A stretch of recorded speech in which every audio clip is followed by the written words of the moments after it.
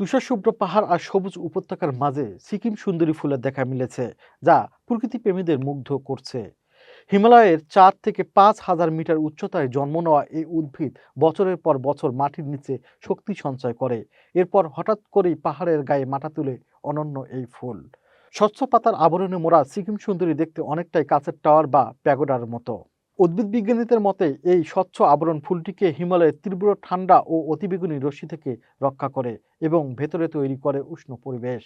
সম্প্রতি মাহিন্দ্রা গ্রুপের চেয়ারম্যান আনন্দ মাহিন্দ্রা এই ফুলের ভিডিও শেয়ার করে একে প্রকৃতির বিস্ময় এবং ধৈর্যের প্রতীক বলে উল্লেখ করেছেন।